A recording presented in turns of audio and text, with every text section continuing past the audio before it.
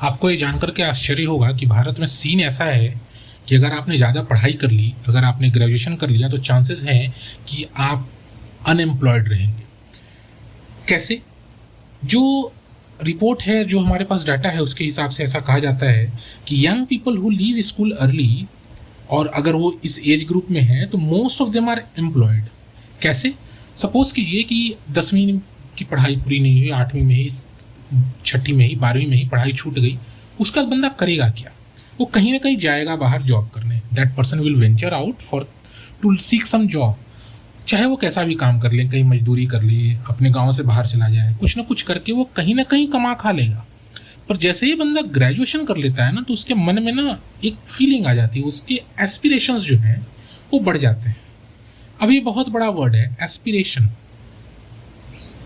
उसकी एक्सपेक्टेशंस बढ़ जाती है, उसे लगता है कि यार मैं तो ग्रेजुएट हूँ, मैं क्यों करूँ 15,000 का काम। और इसी एक्सपेक्टेशन, बढ़े हुए एक्सपेक्टेशन, इसी एस्पिरेशन का जो मिसमैच है ना, आपने एजुकेशन और एस्पिरेशन, एजुकेशन और रियलिटी, एजुकेशन और एक्सपेक्टेशन, इसका जो मिसमैच है ना, इसकी वजह से बहुत सारे ग्रेजुएट पढ़े लिखे लोग जॉब नहीं कर पा रहे हैं। अब इसको कुछ आप, इसका एक बहुत तगड़ा रीज़न आप ऐसे ले सकते हो कि हमारे यहाँ जो एजुकेशन सिस्टम है, that is mostly focused on traditional courses. Traditional courses पे ज़्यादा फोकस है। हम बच्चों को क्या पढ़ाते हैं? हमारे पिताजी दादाजी लोग के टाइम ही BA BCom था, आज ही BA BCom है, और वही सेम किताबें पढ़ रहे हैं, गेस्ट पेपर लिया, पढ़ लिया, एग्ज़ाम पास कर गए। अगर आप इंजीनियरिंग की भी बात करो, तो भी इतने सारे इंजीनियरिंग कॉलेजेस खुल चुके हैं कि कहा जाता है कि अगर आप इस देश में पत्थर उठा के मारो तो किसी न किसी इंजीनियर को ही लगता है। सो हमारे पास ना ऐसा स्किल सेट डेवलप नहीं हो पा रहा बच्चों के बीच में। हम बस पढ़ाए जा रहे हैं, focus is entirely on getting degree. जितनी डिग्री ले लो, कहाँ से क्या पढ़ाई कर लिया, स्किल सेट डेवलप नहीं हुआ। स्किल सेट कैसा? ऐसा स्किल सेट होना चाहिए which is market linked, industry linked.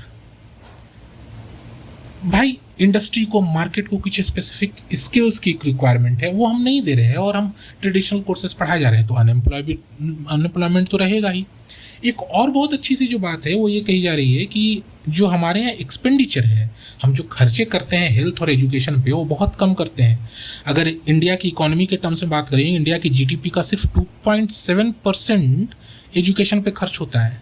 मतलब अगर 100 रुपये की इकॉनमी है तो सिर्फ 2 रुपये 70 पैसे ही एजुकेशन पे खर्च हो रहा है, और हेल्थ पे तो उससे भी कम, सिर्फ 1 रुपये 90 पैसा।